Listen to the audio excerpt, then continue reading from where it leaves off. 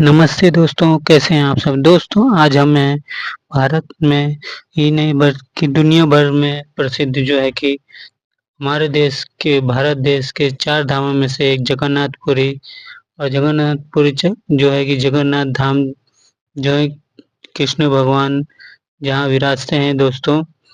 तो दोस्तों ये आज आप सभी जानते हैं कि यह हिंदुओं का मंदिर है और हिंदुओं का प्रमुख तीर्थ स्थल कहे जाने वाले इस जगन्नाथपुरी में दोस्तों आप सबका जो है कि स्वागत है दोस्तों। कहा जाता है कि जो है कि जगन्नाथ मंदिर जो है दोस्तों दुनिया भर में अपनी रथ यात्रा के लिए जो उसकी जो रथ यात्रा रथ भगवान जगन्नाथ जगन्नाथ की जो रथ यात्रा होती है उसके लिए काफ़ी प्रसिद्ध है। इसमें विदेशी भी जमकर हिस्सा लेते हैं और हिंदू धर्म में 4 धामों में जैसे दोस्तों बद्रीनाथ हो गया, द्वारका हो गया, रामेश्वर और पुरी जो है कि बहुत ही ज़्यादा महत्व रखते हैं। तो एक जगन्नाथपुरी यात्रा जिसमें जो है कि दोस्तों जगन्नाथपुरी यात्रा भी शामिल है और इसमें जो है बहुत सारी विशेषताएं हैं दोस्तों जगन्नाथपुरी यात्रा में और बहुत ही अलग बनाते हैं। माना जाता है कि मंदिर से जुड़ी ऐसी कई कहानियां हैं दोस्तों जो सदियों में आज तक जो है कि हमेशा रहस्य ही बनी रही है। ऐसा बताया जाता है कि मंदिर से कोई भी विमान प्लेन एरोप्लेन हो गया या फिर हेलीकॉप्टर वगैरह हो गया, ऐसी कोई भी चीज़ उड़ाई नहीं जाती यहाँ पर। सरकार ने इसके लिए मना किया है और जो है कि कहा पौराणिक कथाओं के अनुसार दोस्तों भगवान विष्णु जब चारों धाम पर बसे तो सबसे पहले बद्रीनाथ पहुंचे और जहां उन्होंने स्नान किया और फिर इसके बाद जब वो गुजरात गए तो उन्होंने वहाँ कपड़े बदले और आगे जो कि भगवान उड़ीसा के पुरी पहुँचे, जहाँ उन्होंने खाना खाया और आखिर में भगवान विष्णु तमिलनाडु के रामेश्वर पहुँचे, जहाँ उन्होंने आराम किया। तो हिंदू धर्म में धरती का वैकुंठ कहे जाने वाले जगन्नाथपुरी को बेहद ही खास महत्व समझा जाता है और का यहाँ भगवान श्री कृष्ण, सुभद्रा और बलराम जी की जी विधि विधान से जो है कि दोस्तों यहाँ पर पूजा होती है। ऐसा माना जाता है कि दोस्तों की भगवान विष्णु ने जब अपना शरीर त्याग किया था तो उनका अंतिम संस्कार किया गया। तब शरीर के एक हिस्से को छोड़कर उनका सारा शरीर जो है पंचतत्व में विलीन हो गया और भगवान श्री कृष्ण का दिल उस दौरान धड़क रहा था जो आज भी भगवान जगन्नाथ की प्रतिमा में सुरक्षित माना जाता है। कहा जाता है दोस्तों कि जगन्नाथपुरी से मिलने वाले प्रसाद को महाप्रसाद कहते हैं। ऐसा कहा जाता है कि इसके पीछे खास विधि का उपयोग होता है। इस प्रसाद को खासियत यह है कि इसे मिट्टी के बर्तन में नहीं बनाया जाता। इससे जो है दोस्तों मिट्टी के बर्तन में ही बनाया जाता है। अ, और इसके अलावा ये प्रसाद गैस पर नहीं बनता बल्कि लकड़ी के चूल्हे पर होता है और जब प्रसाद बनता है तो वो एक ऊपर के बर्तन रख दिए जाते हैं और जो है कि माना जाता है कि जगन्नाथपुरी मंदिर की सुरक्षा गरुड़ जो पक्षीराज हैं गरुड़, वो जो है इसकी सुरक्षा करते हैं और इस पक्षी को पक्षियों का राजा कहा जाता है। ये बात को सभी को पता है। कारण ये है कि अन्य पक्षी मंदिर के ऊपर से जाने से भी डरते हैं। दिलचस्प बात यह है दोस्तों कि जगन्नाथपुरी के ऊपर एक 8 धातु चक्र है जिसे नीले चक्र के रूप में जाना जाता है और मान्यता यह है कि चक्र मंदिर के ऊपर से उड़ने वाले जहाजों में कई रुकावटें पैदा करता है, इसलिए विमान भी यहाँ से ऊपर से नहीं उड़ते हैं दोस्तों। उन्हें काफ़ी डर लगता होगा। अक्सर मंदिर में आपने देखा होगा कि 2 दरवाजे देखे होंगे लेकिन जगन्नाथपुरी मंदिर के 4 दरवाजे हैं। बता दें कि मुख्य द्वार को सिंह सिंहद्वारम कहते हैं बताया जाता है और सिंहद्वारम का समुद्र लहरों की आवाज़ सुनाई देते ही लेकिन मंदिर में एंट्री लेते ही लहरों को शोर बिल्कुल खत्म हो जाता है।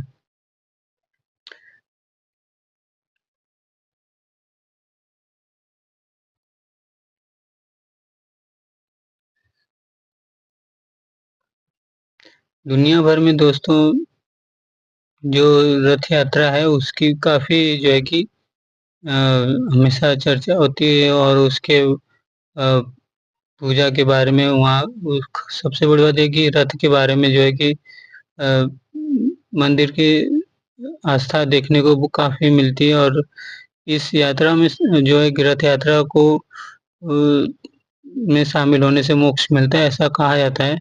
और ये दुनिया की इकलौती ऐसी पूजा है जिसमें जगन्नाथ जी के साथ न तो उनकी पत्नी रुक्मिणी होती है और न ही उनकी प्रेयसी राधा होती है। अब हर जगह आप जानते हो कि राधा कृष्ण या फिर रुक्मिणी जी का भी नाम कई जगह लिया जाता है, लेकिन यहाँ पर ऐसा कोई बात नहीं है। आप सोच रहे होंगे दोस्तों कि कृष्ण यानी जगन्नाथ के साथ रथ यात्रा में कौन होता होगा? तो मैं आपको बता दूं कि इस पूजा में उनके साथ जो है उनके बड़े भाई बलराम और छोटी बहन सुभद्रा होती हैं, लेकिन इसमें भी जुड़ा एक दिलचस्प तथ्य ये इसलिए है कि आपको बता दें कि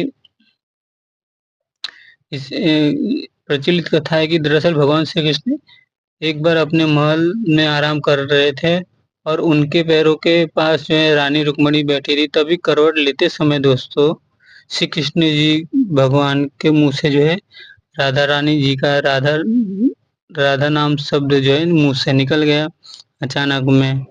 तो रुक्मिणी जी को बहुत ही गुस्सा आया और ये उन्होंने सोचा आखिर मैं हमेशा तो जो कृष्ण जी के पास रहती हूँ तो राधा में ऐसा कौन सी बात है कि जो उन्होंने राधा का नाम लिया और इसके साथ दिन दिन रात तो मैं ही रहती हूँ। तो इस बात से जो है रुक्मिणी जी नाराज हो गई और अब और भी बहुत सा जो उनकी रानियां थी उनको बताया उन्होंने और सबने मिलकर फैसला लिया कि दो है कि इस बारे में माँ रोहिणी बलराम एवं सुभद्रा की माँ से बात करेंगे और इसके बाद सभी ने माँ के कमरे में पहुँचे और उन्हें जो है कि सारी बात बता दी। जैसा कि औरतों में होता है दोस्तों, वो अपनी बातें जो है पेट में छुपाई नहीं रखती। इस पर माँ रोहिणी ने कहा कि इस बारे में सबको बताएंगी, लेकिन जब वो इस बारे में पता बात करे तो कृष्ण और बलराम यहाँ न आए। तो ये इस बात की रानियां सहमत भी हुई और उन्होंने फिर जो है बहन सुभद्रा को द्वार पर पहरेदारी पर करने को कह दिया और पहरा देते ही माँ ने राधा और कृष्ण प्रसंग बताना शुरू दिया शुरू कर दिया। तभी बहन ने देखा भगवान श्री कृष्ण और बलराम दोनों जो है कि कक्ष की ओर आ रहे थे और ऐसे में सुभद्रा उन्होंने रोकने के लिए कक्ष के बाहर आ गईं और लेकिन माँ रोहिणी की आवाज़ कक्ष से बाहर तक जा रही थी। इसलिए प्रसंग इतना दिलचस्प था कि सुभद्रा, कृष्ण और बलराम अपनी जगह पर खड़े होकर इस बात का जो है कि बात को सुन रहे थे और इस बात का जो है मज़ा ले रहे थे कि वैसे उन तीनों के शरीर वैसे ही उन तीनों का शरीर गलना शुरू हो गया और वो आधे गल चुके थे। जैसे ही दोस्तों जैसे ही प्रसंग खड़े होकर सुनने लगे तो जैसे-जैसे प्रसंग वो सुन रहे थे दोस्तों वैसे-वैसे उन तीनों का शरीर जो है गलना शुरू हो गया और वो आधे गल चुके थे ऐसा कहा जाता है। और उसी दौरान नारद मुनि भगवान के अद्भुत रूप को देखकर जो है हैरत में पड़ गए और उन्होंने प्रभु से प्रार्थना किया कि उनका ये रूप भक्त भी देखें और उस दौरान वो इसी रूप में सबके सामने आए और प्रभु ने नारद की ये बात मानी और अपना वादा निभाने के लिए रथ यात्रा के जरिए भक्तों को दर्शन देने की बात मानी। तो ये वजह की है दोस्तों की रथ यात्रा की पूजा में भगवान जी के साथ जो है न कि उनकी पत्नी रुक्मिणी होती है और न ही कि उनकी ऐसी राधा होती है। बता दें कि मंदिर में स्थापित तीनों भगवानों की मूर्ति पूरी नहीं है, तीनों और आधे रूप में पूजा जाते हैं। यहाँ पर दोस्तों की यहाँ पर आने के लिए दोस्तों बहुत सारे हैं जैसे कि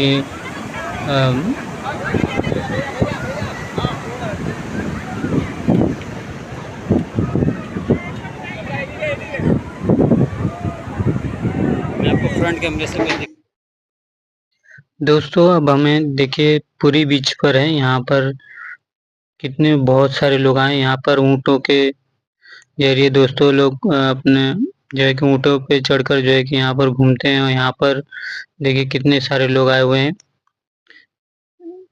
मैंने ऊँट तो रेगिस्तान में ही देखे थे, पर यहाँ पर जो है कि देखकर काफ़ी खुशी है और यहाँ पर हमेशा भीड़ लगी रहती है दोस्तों। जब भी आप आएँगे तो यहाँ पर बच्चे बूढ़े क्या सभी यहाँ पर जो आते हैं। और ये इसे बंगाल की खाड़ी भी कहा जाता है। यहाँ पर आप आएँगे तो खूब बहुत सारे मज़े कर सकते हैं दोस्तों। तो आप यहाँ ज़रूर आइएगा और मेरे यूट्यूब चैनल गोपाल जंग को लाइक और सब्सक्राइब ज़रूर कीजिएगा। आपको मेरी ये वीडियो कैसी लगी आप मुझे ज़रूर बताइएगा दोस्तों। और मेरे यूट्यूब चैनल को सब्सक्राइब ज़रूर कीजिएगा। देखिए कितनी बहुत दूर-दूर तक यहाँ पर जो है कि बहुत ज़्यादा हमेशा भीड़ रहती है। जितने दूर तक मैं आया हूँ, वहाँ से कोई भी कोना छूटा नहीं है। वहाँ से लेकर विदेशी पर्यटक भी आते हैं। तो आप जगन्नाथपुरी ज़रूर जाइएगा, जो उड़ीसा राज्य में पड़ता है। और जो है कि देखिए एक इतना सजाया धजाया गया है इनको, ऐसा लगता है कि मैं चढ़ जाऊं, लेकिन मैं इतना थका हुआ था दोस्तों कि और कोई मतलब जाने की हिम्मत नहीं थी, तो बस पैदल चलकर यहाँ पर देखिए।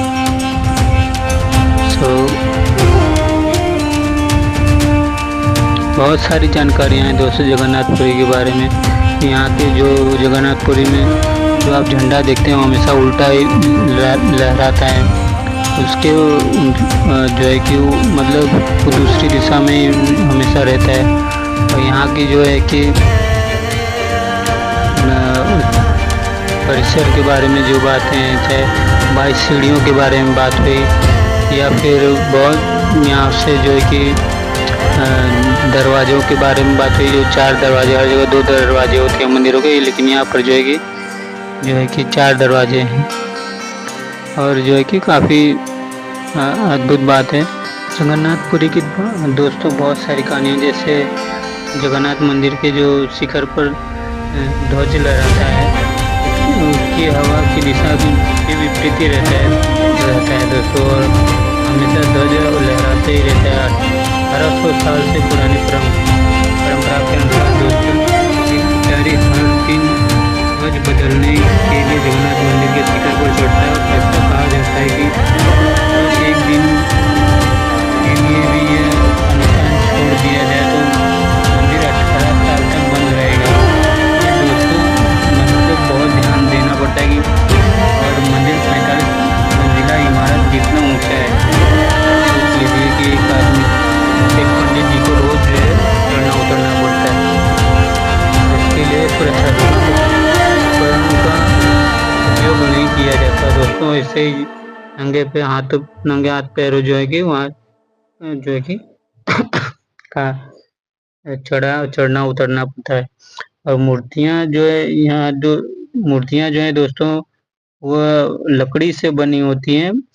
और इसे जो है नवकलेवर के दौरान उन्हें जो है कि नई मूर्तियों से बदल दिया जाता है। यह अनुष्ठान दोस्तों 8, 12 या 19 साल बाद एक बार किया जाता है। और कठोर जो है कि उसको ऊपर जो उसकी मान्यता होगी या फिर जिस हिसाब से वो करते होंगे, पवित्र नियम के पेड़ों का चयन किया जाता है। और इस उद्देश्य के लिए उनका उपयोग किया जाता है कि नक्काशी 21 दिनों की अवधि के भीतर जो है कि चयनित बढ़ई द्वारा जो बढ़ई जो होते हैं उनको अच्छी तरह उसको जो है कि अच्छी जानकारी हो उसको बनाने की, तो पुरानी मूर्तियों की जो और कोई वैकुंठ के पास दफनाया जाता है जो पुरानी होती है। और जैसे कि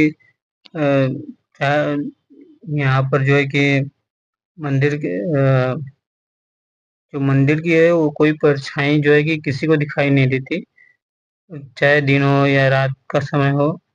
सूरज आसमान से कहीं भी चमक रहा हो, लेकिन मंदिर का जो छाया है वो कहीं नहीं बनती। अब वास्तुकला का चमत्कार कहें जो भी कहें। तो दोस्तों आप मेरे YouTube चैनल गोपाल जंग को लाइक और सब्सक्राइब जरूर कीजिएगा। फिर मिलते हैं एक नए वीडियो में।